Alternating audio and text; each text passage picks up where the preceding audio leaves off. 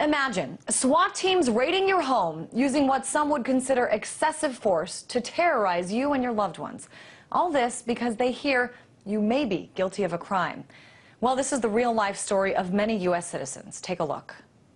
Did you shoot my dog? Did you shoot my dog? What you just heard, one man in Missouri's reaction as a SWAT team slaughters his dog and searches his home. The reason for their hunt? They think he has a lot of marijuana that he's intending to sell. But in fact, they only find a small amount, not enough for any serious charges.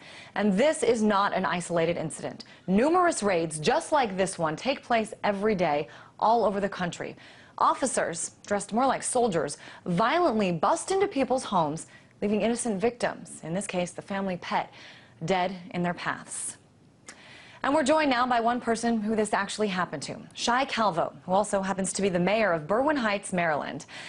Mr. Calvo, I want to start and just first have you tell me the story of what happened back in July of 2008. Sure, Christine. It was, for the first 17 hours, a normal day. I got home from work to walk my dogs before a community meeting I had to get to that night.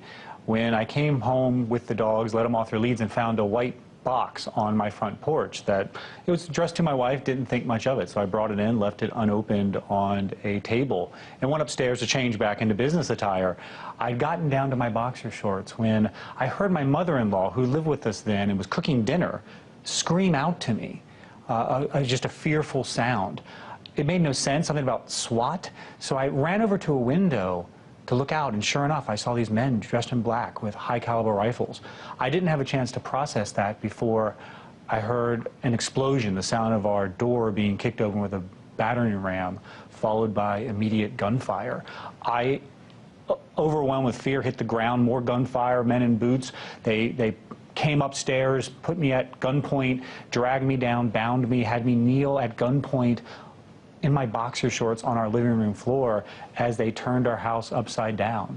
I mean, my mother-in-law, who was cooking dinner, was thrown on her face in front of the dinner she was preparing. My older black Labrador, Peyton, was in a far corner of the living room lying in a pool of his own blood. It was a nightmare, a 4-hour ordeal, which they had delivered that box, which they said had marijuana in it, but they found nothing to connect us to it, and they turned our lives upside down over a botched raid, and they also shot our younger dog, Chase, who was running away from them. They actually shot him from behind, and it was just a terrible, terrible, terrible day. You were just reelected to mayor on Tuesday, fourth term by about 82%. I know this issue was not a campaign issue for you, but this is something that really strikes the hearts of a lot of people. Is this something that a lot of people wanted to talk to you about? It was, I mean, our story got international attention rather quickly, and it became a story that a lot of people paid attention to, and I think really called some real attention to something I didn't know about until it happened to us, which is police are relying increasingly on SWAT teams to do things that you think would be done by normal police. I have a police force, and we don't deploy SWAT teams for things like casual search warrants. I actually wanted to throw out some numbers here. Just from the last 6 months of 2009, SWAT teams just in your state of Maryland deployed more than 800 times. By some estimates, some sort of tallying of all this, 94% of that time it was to use to serve search warrants.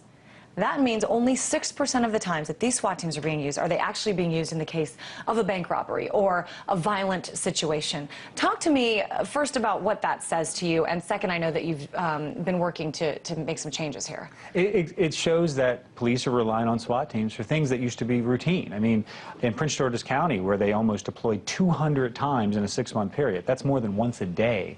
They're deploying mostly for Part 2 or secondary offenses or misdemeanors.